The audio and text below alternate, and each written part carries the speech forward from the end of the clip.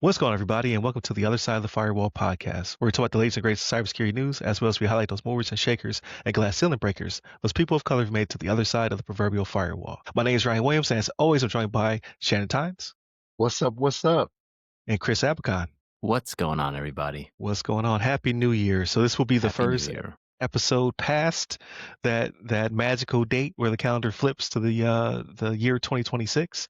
So if you're listening to us on your podcast platform of choice, please continue to do so. Please subscribe. At the end of the year, we were at 13,074 downloads year to date. So thank you very much. That's a great increase.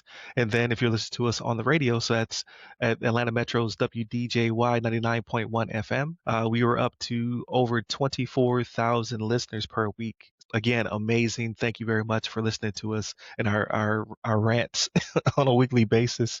But without further ado, I give it to Shannon. So this article comes from cybersecuritynews.com, written by Tushar Subradatta. And the title of this one is DarkSpectre hackers infected 8.8 million Chrome, Edge, and Firefox users with malware, right? So that's a huge number, 8.8 million, right? Now, granted, that's not as many as are using those browsers, right? Like you look at that and you're like, okay, yeah, that's 8.8 million is a lot, but the way they went about doing it, the reason for the operational sophistication is because they were patient, right? So what they were doing is they had like browser extensions, right?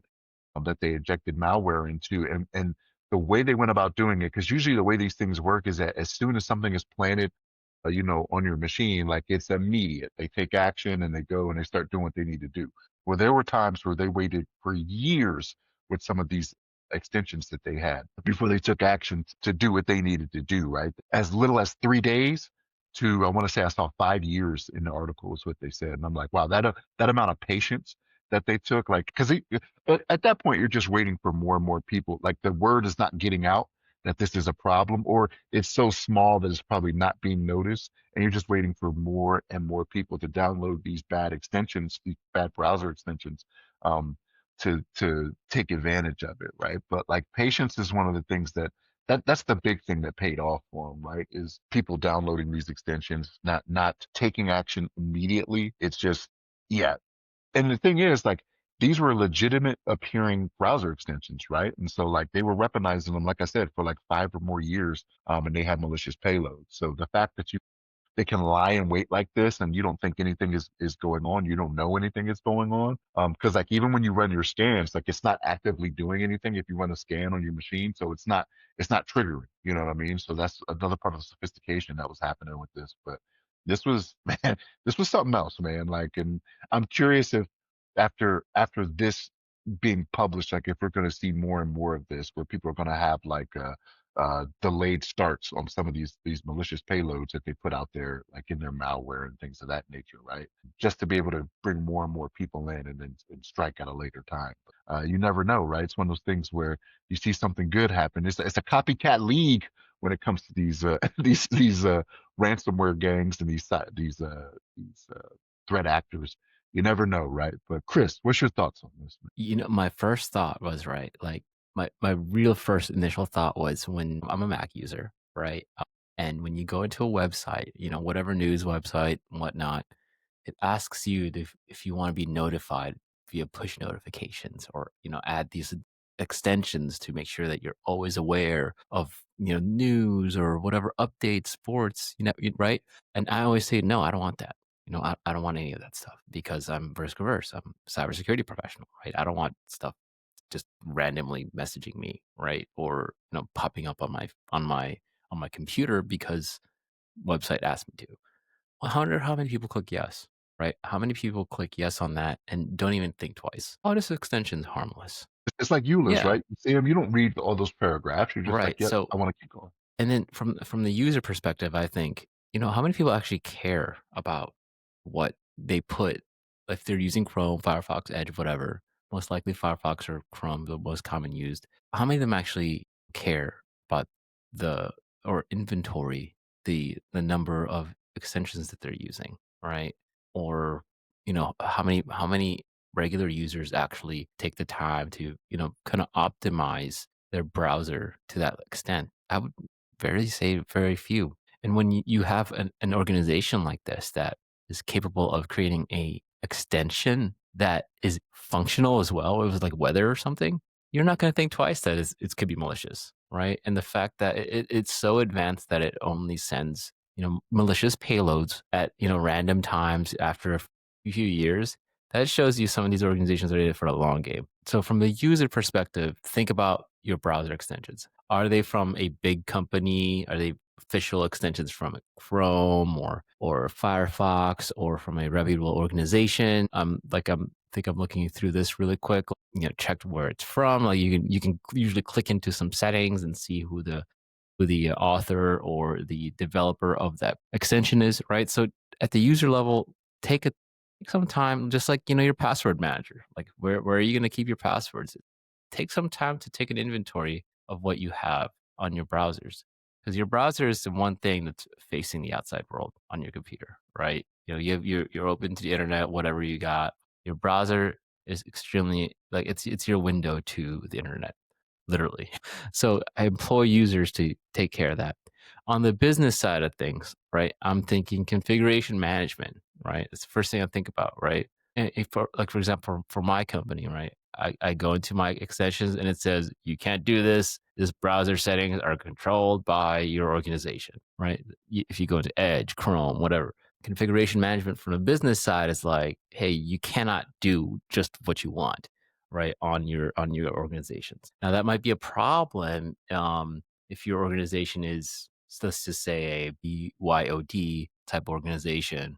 You accept those risks, right, where the user could be utilizing, some type of malware through his or her browser. But it just takes some time to really take a look at your configuration management. Are you guys really locking down your users' browsers, right? Are you performing configuration management at that level, at the user level, and at the browser and software level? So those are kind of my quick thoughts. I just kind of segmented. That's where my brain went, right? The consulting mode, right? Like how do we help provide like actual some tips for maybe our listeners, right, who may be listening from, if they're trying to get into cybersecurity, think about what your current organization does at your work computer, right? But the reason why it's locked down is because exactly a reason like this, right? We can't just do what we want, because what we want could be, this super advanced extension that could steal company data. So those are my thoughts. So Ryan, what do you think? This is why I believe bad actors on the internet are just they're better than us in some regards, right? Like again, this is something where they're taking their time to obfuscate, to not be detected. It's akin to a military operation as opposed to a smash and grab, right? Like they're like, okay, part of our line of business, because we have to make money, is we have these smash and grab tactics. We have these other, we're being hired to do this, or we've opted into to paying for these servers to exfiltrate this data. But then on the back end, we also have the the whatever you want to call it, long pole, where over the next 5 years, you're going to be able to exfiltrate data or deploy ransomware or things of that nature from this thing that's not being detected. And yeah, it might not veer into the uh, defense industrial base or into more mature enterprises, but we're still able to capture 8.8 browsers from regular users. And we're going to hit the jackpot on one of these, whether it be we drop a keylogger and we steal their credit card information and passwords, or we're able to turn around and scrape their emails and then use that to do phishing tactics. Like, we have a very long campaign going where we can do a lot of damage out there in the real world. So they're just smarter than us sometimes. So and that's why we need more cyber professionals. Like, we're going to allude to that in an upcoming article. We need more people thinking of things like this or detecting things like this to better protect us, because the bad guys are just very clever, and this is a very clever tactic being employed. That's my 2 cents. But Shannon, I give it to you for the next topic. Love the foreshadowing there, Ryan. We're going to see more of this, right? So this next one's from securityweek.com, written by Edward Kovacs. And the title of this one is Two U.S. Cybersecurity Pros Plead Guilty Over Ransomware Attack. So it was Ryan Goldberg and Kevin Martin. had admitted being affiliates of the Black Cat Alpha V ransomware group, right? So these guys got charged in October, and what it was they were conducting ransomware attacks against U.S. based companies, right? And so these two of the suspects, 36-year-old Kevin Martin from Texas and an unnamed individual, were employed now, mind you, as ransomware negotiators at threat intelligence and incident response firm DigitalNet, right? So like these guys were insider threats if you ever seen them, right? Like type thing, right? Just the type of jobs that they were doing. It's like dirty cops. Yeah, yeah, right. Like that's exactly what it is, right? And then the third suspect was Ryan Goldberg from Georgia, and he was an incident response manager at cybersecurity company Signia, That's right? yeah. Right? Like so, like that's the thing, right? Like who better to profit from these types of things when it comes to these ransomware games than guys that are in the know, right, about what's going on out there, and that's what it is. So, but they say that the suspects were Black Cat ransomware affiliates, and they were paying 20% of the ransoms they received from victims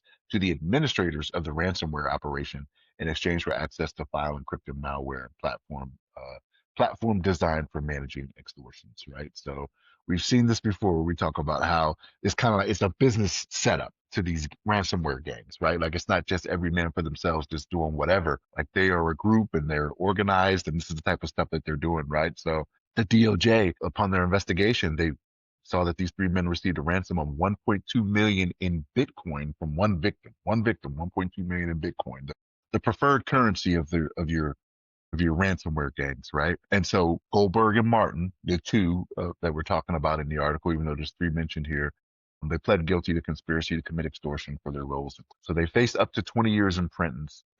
20 years in prison when sentencing is scheduled for March 12th, 2026. So come March, right, given a couple more months, 2.5 months, we're going to see what these guys end up getting, right? Because the fact that there's so much money involved in this, right? I don't know if they'll get 20 years. That's being optimistic, right? It always says they face up to. You see that a lot where they're like, oh, you can get up to, and then they decide how much it needs to be. But the fact that they were kind of on the inside on this, right? I think the penalty should be a little bit more stiff, right? Because you were trusted. You were hired as a trusted agent to be able to go out there and do these things to help these companies out, right? And you betrayed that trust. If So I was their I, lawyer, I'd be like, this is how they stay sharp, right? well, They had the, to commit the crimes in order yeah, to protect people from the crimes.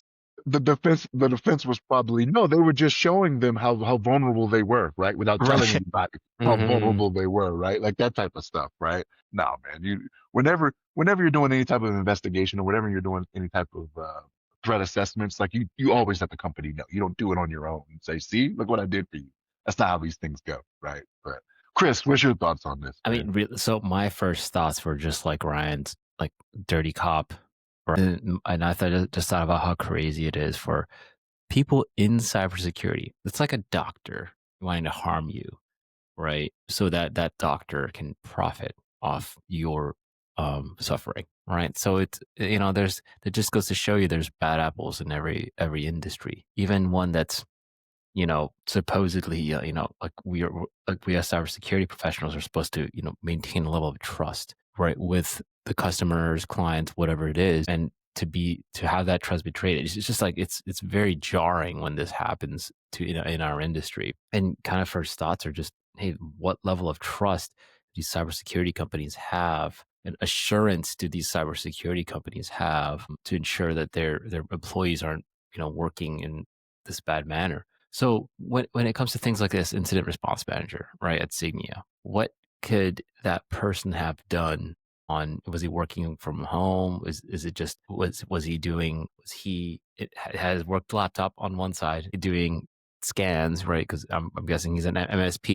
He's got visibility on an organization's cybersecurity threats and vulnerabilities through some type of RMM software, right? Whatever it might be. But on the other side, he's got, maybe I'm thinking in my head, like, oh, he's got a laptop here, just freaking doing penetration testing on the other end, knowing the IP addresses and having access to all that sensitive information. It's honestly very crazy. So my first thought was background checks. Like, make sure your background checks are, legitimate. Make sure these employees don't have, prior histories. But again, it's easier said than done, because I think the advantage is on the bad guy. The preemptive strike capability easier for bad guys because you never really know when an adversary is thinking to attack, right? So it's one of those things that we, as cybersecurity professionals, have to always, we have to stay on our toes for things like this, and it's like seeing signs, right? I guess this thing is like what I'm thinking now is like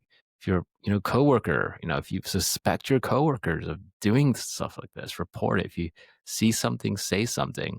That's kind of my first thought. Like, how do you combat this? How do you combat guys that are in the industry, probably privileged users already, right? What can fellow privileged users, what can they ascertain from the actions of their coworkers, right? Because in the military, we're always taught to see something, say something, right? I employ anybody to do the same, right? Like suspicious activity at every layer, right? It's almost like zero trust. Don't trust anybody, even your I'm not going to say it like that, right? But like if you're at that privileged access layer, it might be helpful to just take a step back. I'm like, hey, is there anything going on right now that could be deemed suspicious? Again, it's easier said from the podcast layer because in real time, if you built a certain level of trust with an employee, it's difficult to detect this type of stuff when, especially if they're cybersecurity people, they know the tips and tricks. They know how to hide, obfuscate, right? They like to say their actions. So it's a very difficult situation, especially if to be in, especially for these clients, right? And imagine if you're like a customer of one of these companies or these people, like you're like, what the heck did we buy? How do we get to let this happen, right? So that's kind of where my first thoughts were. So can due diligence on background checks, but this is a very difficult thing to prevent, I think, especially considering these guys were cybersecurity professionals, right? So Ryan, what do you think? So two things, Ryan, real quick before you start, man. So two things off what you said, Chris. So like being an incident response manager, you already know where the vulnerabilities are. You know the layout of the network. Exactly. So you know what tools to ask for when you went back to the cybersecurity gang. You'd be like, okay, here's where the holes lie. This is what I need from you, right? Makes it even easier, right? The second thing, there's an inherent level of trust. It's just like us getting clearances in the federal government, right? There's an inherent level of trust bestowed upon you once they've already done as much as they can do for the background checks, right? They're like, okay, do you have any financial difficulties? All right, check, you're good there. Do you have any foreign contacts? Check, you're good there. Okay, we're going to say, yes, you can have access to this information, and there is trust involved. Because really all you're doing is you're just signing paperwork to say, yeah, I won't do these different things. I've been briefed of things or whatever it may be, right? There's an inherent level of trust that I don't know how you combat that other than just constantly assigning someone to watch what someone does all the time. That's the only way you can Mm-hmm. do that, right? That's the only way.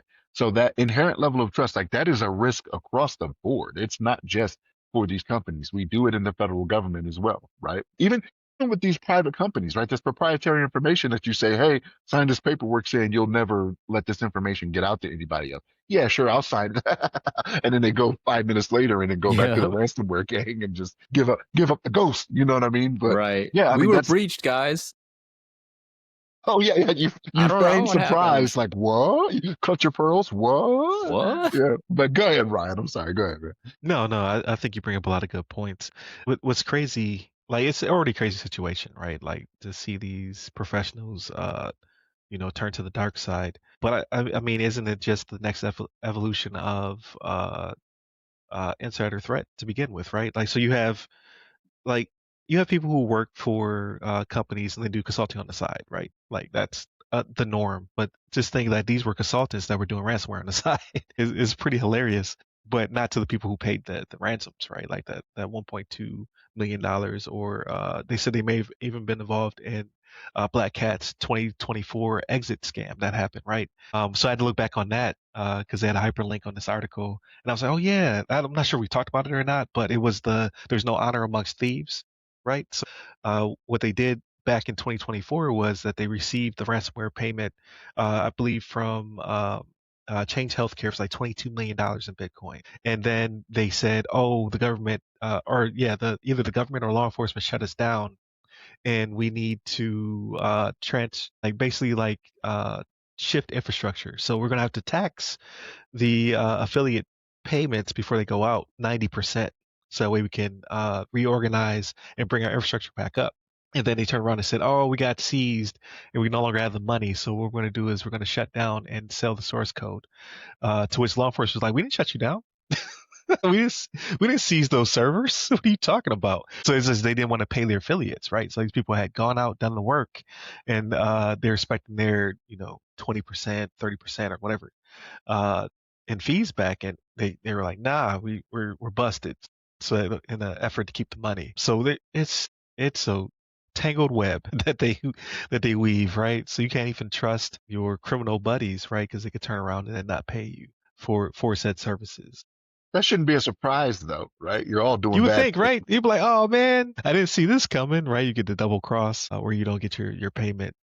And then we talked about that a couple years ago too, right? There's a court system for that. There's an underground court system to fight for your illicit payments and things of that nature, or you could potentially be uncovered, right? Like they can dox you as a punishment, or they could blacklist you, where you can no longer be a criminal within these organizations, right? They put your name out there. So and so's a snitch. Don't trust them. So it's very interesting how these networks form and then work just like real businesses, right? To a certain extent, except for they make so many more zeros than we make on the cyber defense and operations side of the house. So I can see how it could be tempting, but two things. Like thing number one, I work too hard for these certifications and education to no longer be able Exactly. to use it, Why throw it right? away? And thing number two, I can't make it in jail. It's not worth it. 20 years? 20 years? Ugh. I can't do one day. 2 hours. Is that Lambo worth it? Right. There's a difference. It's not jail, it's prison. There's a difference, right? Like, so like Yeah. you ain't going to county just to do a few nights or whatever. This is prison. Right. This is the real deal stuff over here they talking about. Nah, not for me. I'm not built for that. So it will keep me out of that territory. But I give it to you, Shannon, for our discussion. This article comes from federalnewsnetwork.com, and it's actually an interview with Terry Gerton.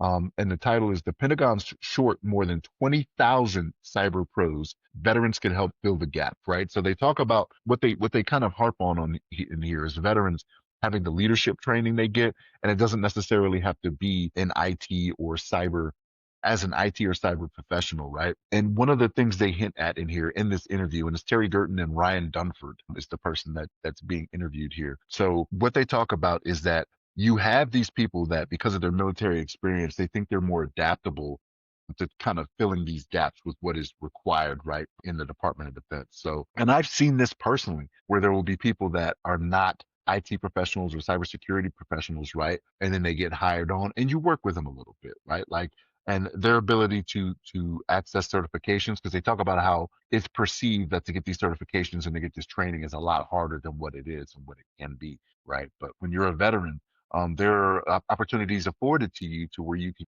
can jump on and you can make this happen a little easier, a little faster than what it may be for someone out there in the civilian sector. And even in the civilian sector, there's ways to go about doing it to where it can still happen for you. But yeah, being short 20,000 for just Department of Defense, you can only imagine what it's like out there in the private sector, right? Because like we're talking about a small, I don't want to say a small organization. I don't want to say the Pentagon runs a small organization, but to be short that many, that is a very huge downfall, right? Especially in this day and age, right? Like we're on here every week talking about the stuff that's going on out there, right? Like so for them to be short that many pros is very telling. Again, the article kind of hits on veterans having a skill set that's kind of embedded in them, through their service that makes them more amenable to making the transition into an IT or cyber professional in the Department of Defense. But Chris, what's your thoughts on this? So my first thought was they're short 20,000 cyber professionals, and that's from the civilian side,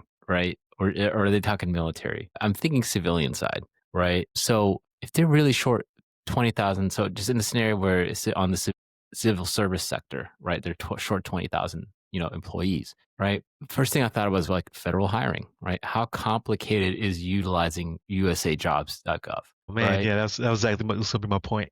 Yeah. Oh, it's going to be a point. Yeah. It's like you've got, I mean, at the time, right? When I was transitioning, I was looking at like federal resumes and stuff like that. Like you were supposed to make sure that you hit every line item on that specific, job application, or, consider it like a point system, right? Where if you hit all the wickets, you're going to be looked at, you might get an interview. You might, right? But the people getting an interview are going to be the people that have referrals, right? The people that know people, right? Oh, I know the hiring manager or the GS15 or 14 that's going to be, interviewing me, right? Generally, it's from our experience in the military, it's some retiring military guy, right? We'll see that. Like they'll go into some type of program management, right? And if that's the case, I definitely see why there's a $20,000 shortfall, $20,000 personnel shortfall, because there's like these natural or unfortunate barriers to entry, right? Which are some of these systematic things, hiring processes that have been, implemented over years of being in the government, right? So, people that have who is just going to have preference, right? But if they're talking about 20,000 people, there's going to be a need for hiring outside of the military or the federal government, right?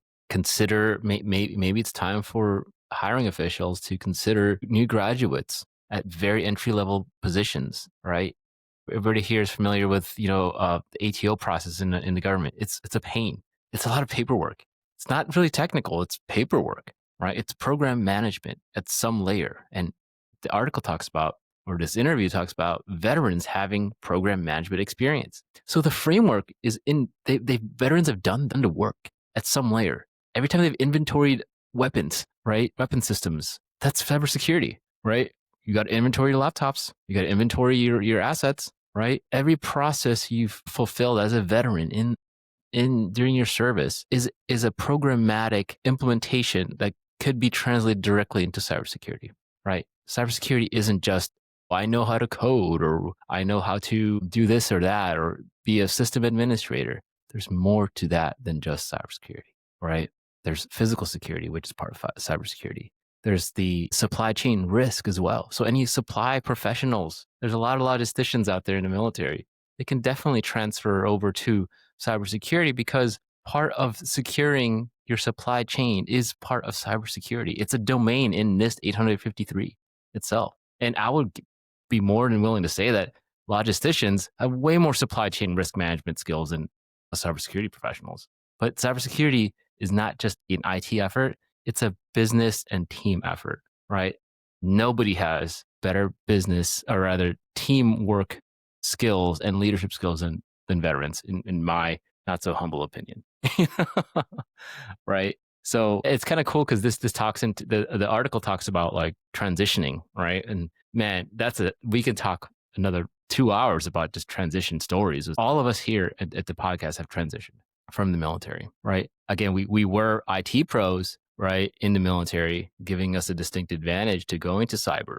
But we've seen people not in cyber be successful and break into the cyber field. Veterans, we've seen it. And there's a lot, from marketing yourself, LinkedIn, attending outstanding programs like Onward to Opportunity, 4Block, in addition to your TAPS course, right? Not just your TAPS, there's resources outside, free of charge, that can help veterans get certifications for free, get career and leadership training outside of what the bubble of the military promotion system is. It's very nebulous out there, but there are resources. And again, if anybody's listening as a veteran, feel free to hit us up on LinkedIn. You know our socials and stuff. So we're definitely more than willing to have a little chat.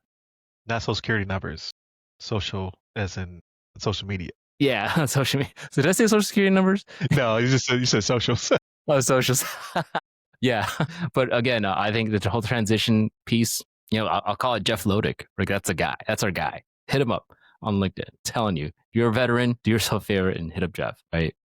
That said, I'll give it over to Ryan, because I could talk about transitioning. We could all do it. Talk about transitioning for days. Yeah, exactly. I love it. Like sitting down and talking to people who are thinking about coming out of the military, or retiring from the military, or even trying to join the military, right? To get those skills to then transition out to take them to the civilian sector. So I think those are great points. But yeah, so you said a lot of what I wanted to say when it came to applying for these jobs, because when I did retire, I tried to apply for like CISA and a few other organizations, and you had to take aptitude tests, which I appreciate, leadership tests, which I appreciate, and then there was the 5-page resume, right? It's just like this is a bit much, right? To get in here, and I know that they've tried to transition out of that, right? They've been working towards being more like a regular resume as opposed to the federal resume, which was kind of crazy, right? It's your entire life in paper form.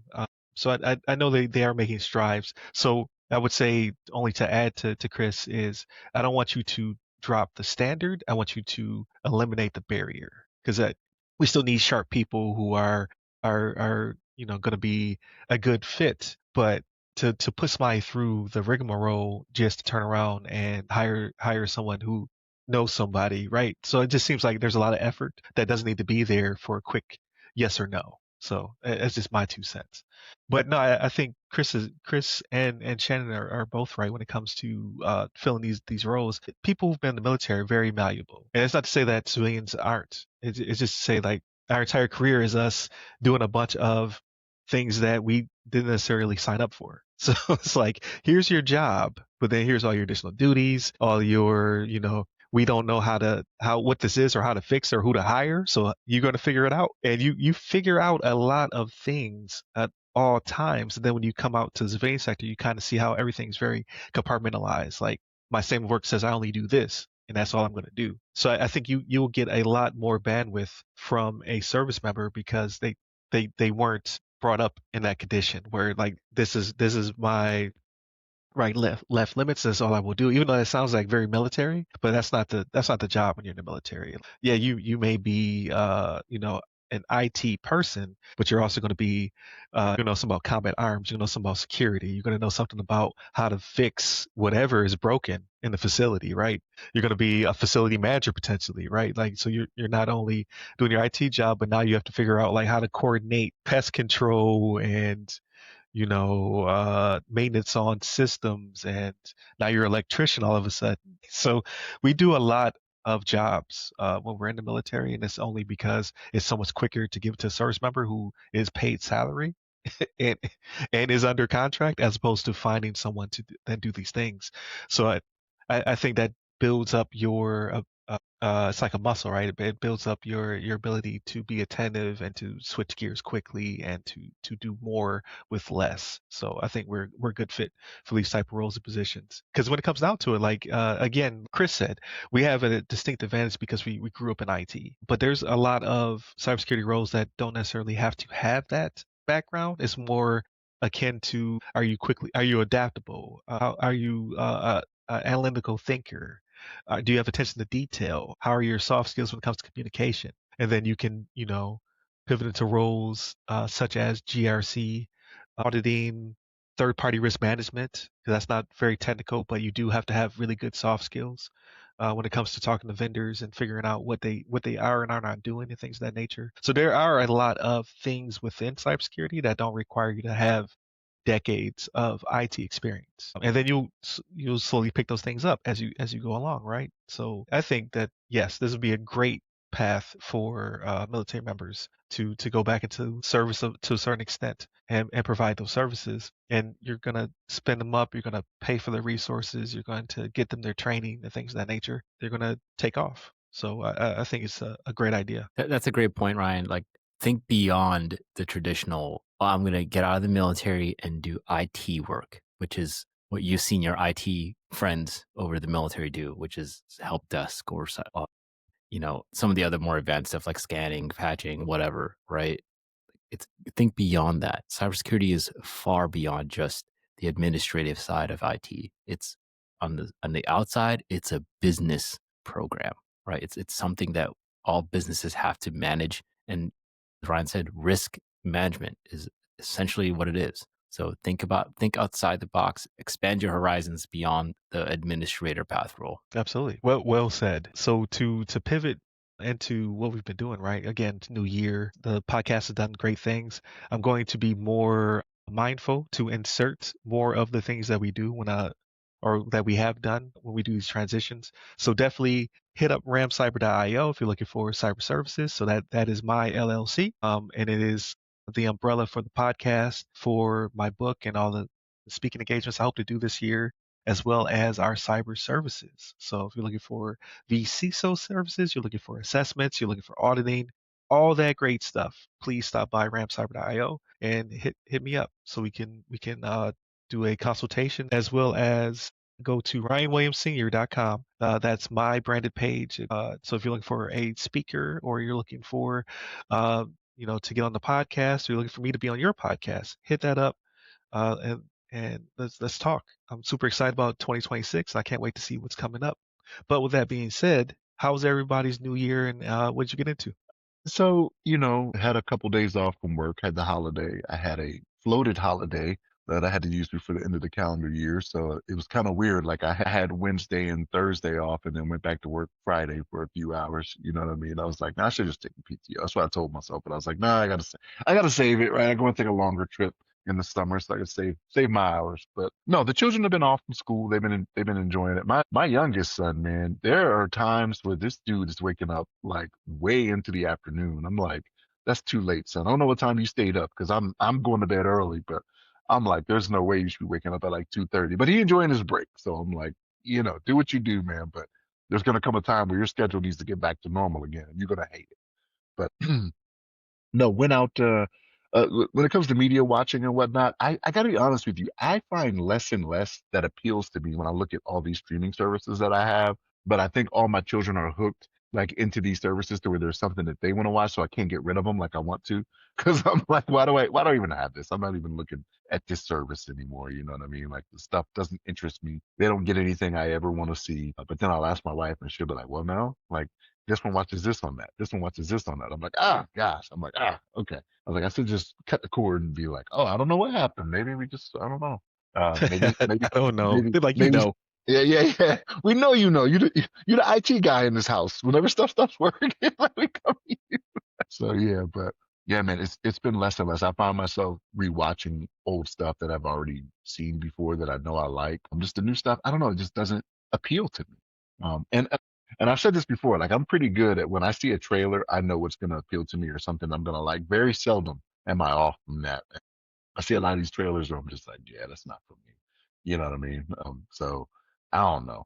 It was not much for entertainment this week. Just be watching a lot of old stuff. The wife and I had a date night last night, and we went with a specific intention. Like the restaurant we were going to, they have this thing where they have like these big, like the big, huge cheese wheels. And what they'll do is they'll make pasta inside the cheese wheel, right? Like they'll put pasta in it, and then they'll like scoop it on your plate and whatnot. You're not eating out of the cheese wheel, but it's an experience they have at this restaurant. So we went there, and as we're looking at the menu, we don't see this option.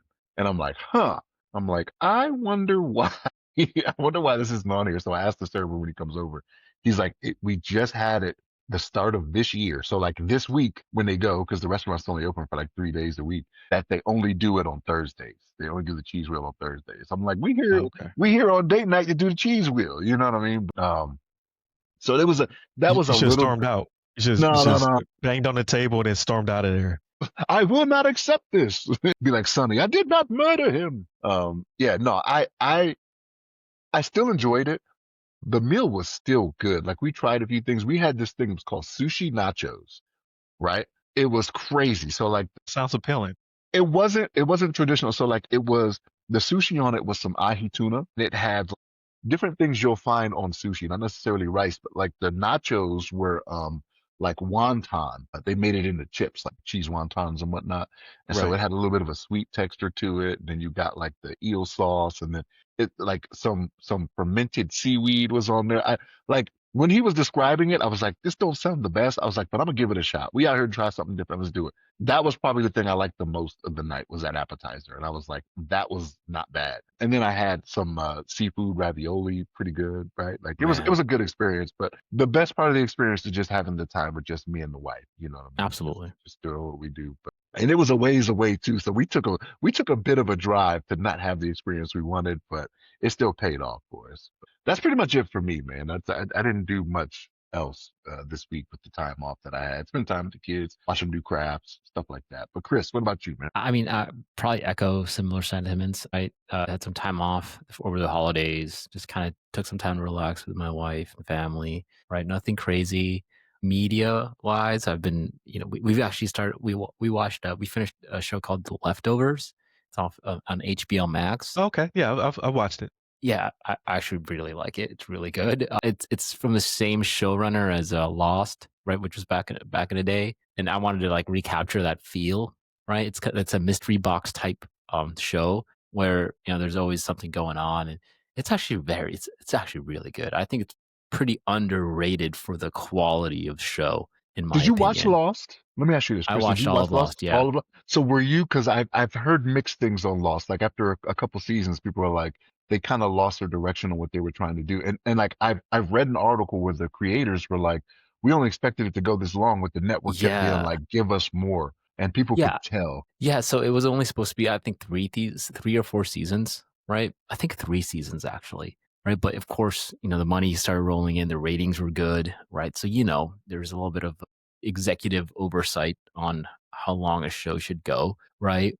But what really hurt Lost was during the time there was a writer's strike, right? So the writer's strike really hurt one of the seasons. I can't remember which was it, the fourth or fifth season? I don't remember, but it was really short, right? So a lot of I would say creative decisions were made during that season that may or may not have set it up for the end, right? But once a certain plot line got started, it just couldn't go, you couldn't turn it around, right? So I think the writer's strike actually didn't do it any service. But you're right, like the first 2 seasons were just money, right? They were amazing. There was a little bit of there is an obvious decline, right? I think everybody knows that there's an obvious decline, but I just still enjoy the ride. And what kept me going is I'm a mystery box guy. I want to finish things through. Like I want to know what happens at the end, man. Like it bugs me, right?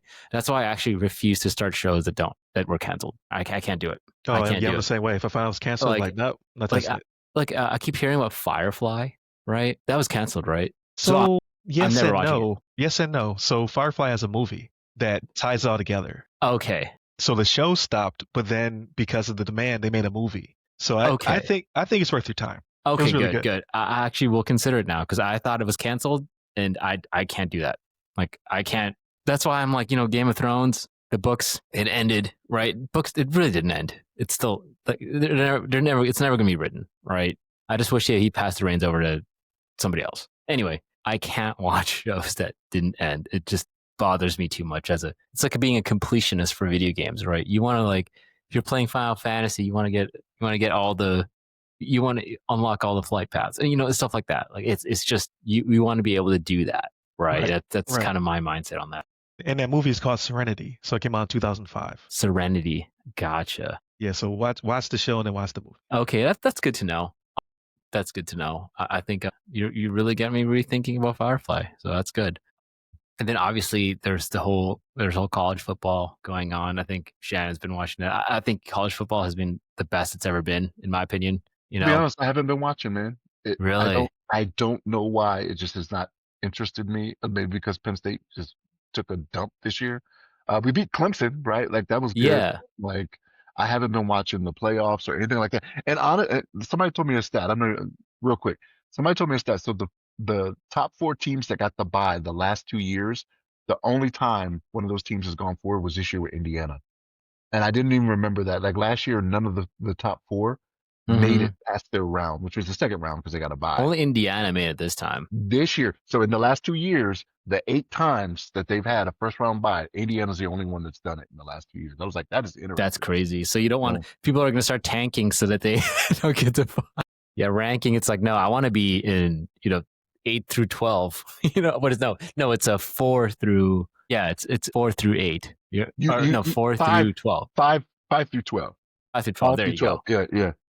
That's crazy. But I mean, really, as I'm a Minnesota fan, right?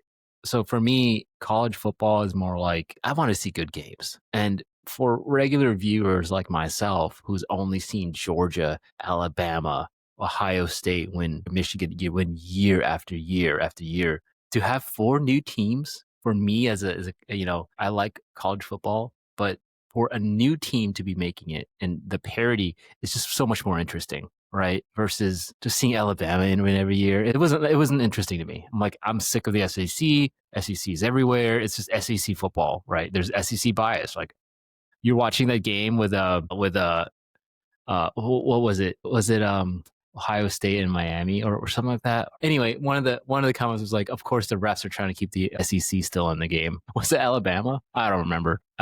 It's I just think it's more interesting from the outside looking in as a non-SEC person, right? And it's just a lot more interesting for regular people, I think, to see other teams get a shot. I was really excited for Miami, right? That's the one game I was like, let's go, you, yay. Just being a Floridian. One of the guys did this where he's like, you, and he turned it to a Z. It's like, what does that mean? I think it's cool. It's just like, cool. I like that. And I think everybody in Florida was like, yeah, let's go Miami, beat Ohio. Anyway, that's been kind of my holiday. Games wise, I've just been playing WoW casually, right? Just nothing crazy. There's a new expansion coming out next month or in March, right? So I'll probably play that a little bit, but nothing crazy on the game side. I don't really have too much time for video games anymore. But yeah, that's been my holiday. Happy New Year, everyone.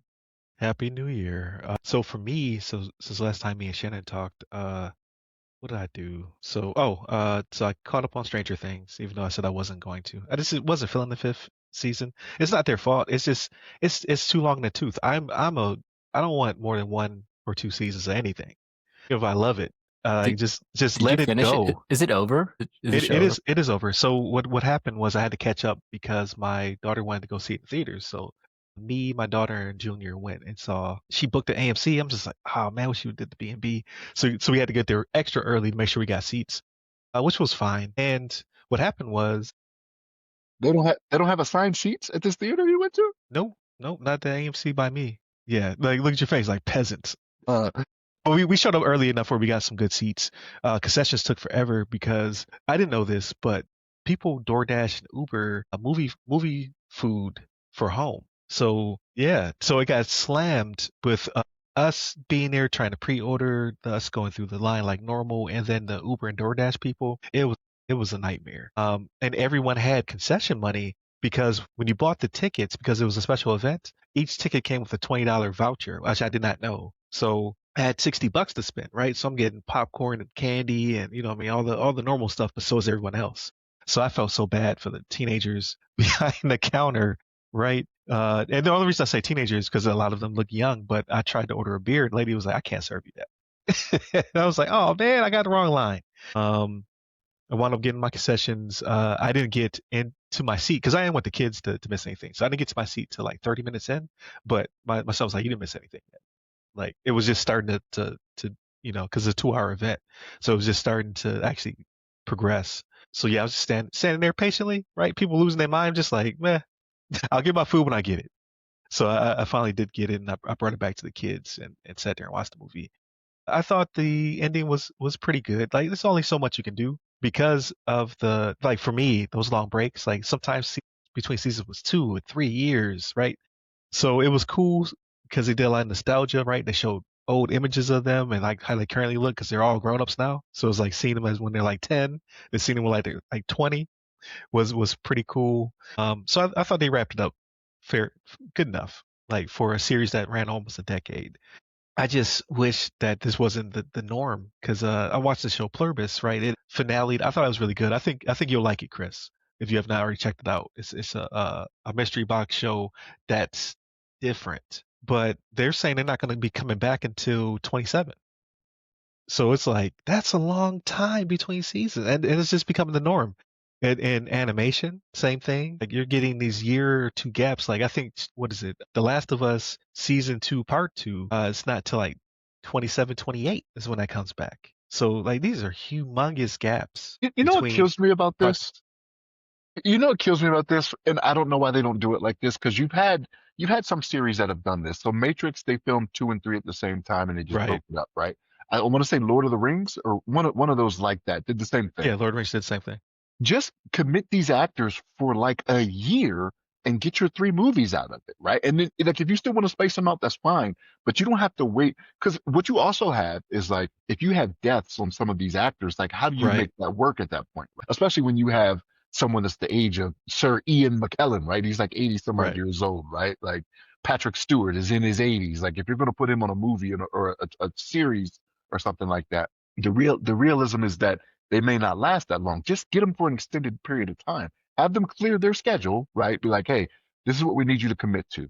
We need 12 months, and this is what we're going to do. 3 movies, boom, make it happen. If they keep doing this, where they'll get their little 4 months or whatever, and then be like, all right, come back and like me, I lose interest when you do stuff like that. I'm like, okay, I'm not waiting that long because you're more than likely going to Right. disappoint me anyway. But sorry to interrupt. That just No, you're good. You're good. that annoys me when they do that, and I'm just like, that's 2 years away. Yeah, because same thing happened with Severance, right, Chris? Wasn't that a humongous gap between the two? Yeah, a huge gap for Severance, but I think it needed that gap because Severance was an Apple TV show, right? I think Severance needed that time for people to get the word of mouth because like I watched Severance like I think 6 or maybe almost a year or so after it actually came out. It was just like I just saw on Reddit, oh, you should definitely watch the show Severance, and it built up right that excitement. So I think for Severance, I think it helped it because it was such a new show on a new platform, right? But in most cases, I think I definitely agree with Shannon. Like I need like, hey, it needs to come out next year, or I'm gonna forget about it. You know? Yeah. Because Pluribus, because I like it's really only a handful of people at any given time. It's just there's not a lot of actors in that show, Mm. and I think they say it's because of writing. Like they're still in the writers' room figuring it out. I'm just like, but you were scheduled for 2 seasons off the rip. Shouldn't you have the first two already figured out? And then you work on the third, right? I just don't know how like it's totally different nowadays because we used to get a lot more content faster. Not anymore. So, but where was I at? So yeah, so I watched Stranger Things. I thought it was a pretty good conclusion. My oldest son, so Junior, wanted like he's on this movies with a twist kick right now. So he was like, "Hey, have you ever watched the Usual Suspects?" And I was like, "Yeah, like in the '90s." So I remember the twist, but I didn't remember a lot of the movie anymore. It came out in '95. So I watched it with him, and I was like, "Man, this still holds up. This is a really good movie." So now he wants to see. There's a new Korean one coming out. Oh, I can't remember what it's called, but it's the actor from Squid Games is in it, and it'll come back to me probably after we get done recording. But the movie comes out on the 9th, I want to say, Nice. and the premise is he's out of work and he's trying to get a job, and there's several other candidates as well trying to get the job, so he has to take them out one by one. So he's the only one eligible for the job, and it's just showing how he's kind of devolving from a regular dude into like a killer. I was like, I'll watch that. I think that would be pretty cool. So that'll probably be my next movie. But there's just not a lot coming out this year that I know of, and I'm waiting for that Spider-Man. That's not till like June or July, and then obviously Doomsday that'll be in the fall. So just waiting on that type of stuff. Oh, Wonder Man comes out. So the Disney Plus show Wonder Man. I'm excited because I like the actors that are going to be in it, but I can already tell just from the preview that they're not going to show what I want to see until the last episode. So it's like, you're going to drip feed me these shows? I might just wait till it's all out and then watch it, so I can marathon it. What else? I started the newest Knives Out movie, Wake Up Dead Man. I like those movies, so I thought the first one was excellent. The second one was okay. I heard the third one is more like the first one. But I started mad late. I had I cut it off. Like I was supposed to fall asleep. I was like, I'm not gonna finish it. It's like 2.5 hours. So I got like 45 minutes into it. I was like, this is really good, but I don't want to wake up and it's asking me, am I still watching? Did you actually like it? The first 45 minutes. Really? Yeah, so far. Um, I thought it, each successive one was worse. Me so personally. you finished the third one. Yeah, I thought Oh, okay. I talked about. Maybe I didn't. Maybe I didn't. I might have missed it. Man, so am I being set up for failure? Because so far it seems okay. Ryan, me and you are different, man, when it comes to the stuff that we The, watch. I the, thought the first was the best. The second one was a little worse than that, and the third one is the worst of the three to me. Okay, maybe it'll fall off once I start watching it again. I just like the premise, right? Like has the characters, like I don't know the main guy, the priest. I don't know him from any old stuff, but I just like his character, right? You Like don't know the the priest. That's Thanos. no, not the Roland? Montessori or whatever. No, the young priest. Okay, okay. Yeah, I don't know that. I don't know that guy, but the boxer turned priest. But yeah, Thanos is the. And then you have what's it, Jeffrey Wright? Yeah, it's like a bishop or whatever. So I'm like, I like these characters, so I'm hopeful. I got to maybe I didn't get that far in there. I got to the beginning of him meeting Kerry Washington's character, so it's pretty early on. It's Like it showed, star-studded. It's star-studded, man. Yeah, because they showed they call her the harlot or whatever. Like they showed that scene. I was like, oh man, it's crazy. And then they started showing Kerry Washington's character, and I was like, I'm not gonna make it, so I cut it off. So I'm gonna try to finish it today. But I'm just like you. Like I have all these apps, right? So like my wife laughs at me because I'll start the same routine every night. I'll go to what's my first app that I go to? I go to Netflix, and then I'll go to HBO Max, then I'll go to Paramount Plus, then I'll go to Peacock, then I'll go to I think I got AMC Plus. I know there's nothing there. Just get cable at that point, man. I mean, like at this point, it's like Well, it's crazy. the majority of it's free. That's where we're at. So That's where we're yeah, at. like so my cable provider is part of the HOA. So all those apps I just mentioned outside of Netflix is paid for by T-Mobile, and I want to say Peacock is paid for by like Walmart Plus or whatever. But for the most part, a lot of those are I'm paying for Disney though. Disney Hulu, I'm paying for that. But for the most part, the ad versions are part of the cable package. So like I don't really pay for them, right? Unless I don't want to have ads. And then I'll like again, like Netflix is paid for by my phone provider. Amazon is paid for by my Amazon subscription, right? Like stuff like that. But yeah, there's like one show on each one of those. And then I've been glued to the TV because of recent events. So I have been watching a lot more of local news and CNN, what do they call it, MS Now or whatever, like the whatever they call themselves now, and Fox is flipping between all of those to get the different takes because they are very much polarized. Like so, I'm watching all of those. I'm kind of glued to that. Then no anime. I'm searching for an anime I want to watch, but I have started playing a game. So right, remember I was going through that game fatigue. I was like, I don't know what to play. So I skipped Resident Evil 7 and 8 because they're in first person. So I like my Resident Evils to be third person, me running around. I just, for whatever reason, I lose something when it's in first person. Like I just don't like horror in first person. I feel like I can't see enough. So they a long time ago, I was not aware of this. They patched 8, so 8 has a third person perspective patch. So I was like, oh, okay, that's dope. So I had 8, but I never played it. I got it through like PSN Plus or something like that. And then I just paid for the DLC that came with the patch, and I've been playing through that. It's actually a really good game. Like I've really been enjoying it. It feels more like Resident Evil 4, except for like there's a lot more space, right? Like because you start off in a tight kind of corridor castle type situation, like your basic Resident Evil, like your police station or your mansion is kind of like how it starts out, and then it opens up into the village. So I'm like, okay, this is dope. So I've been playing through that. I'm probably halfway through it, I want to say, and enjoying it. So I don't know what's after that though. I don't know what to play after I get done playing this one. Hopefully something new will be out by then. But enjoying that to keep my attention. And I had a interview with the Veterans Museum. So for all those veterans out there, definitely check it out. Go to vetmuseum.org, and it was set up by a veteran, where basically veterans come on and tell their stories. So you can flip through different campaigns. You can flip through different time periods. So you can say, okay, I want to see Vietnam vets, or I want to see Operation Iraqi Freedom vets. Or you can go by service. Like, okay, I want to check out the Marine vets and things of that nature. And the program was set up to basically track our stories, and then it goes to the Library of Congress. So it becomes a public record. So people can go back and check it out. And they have these kiosks.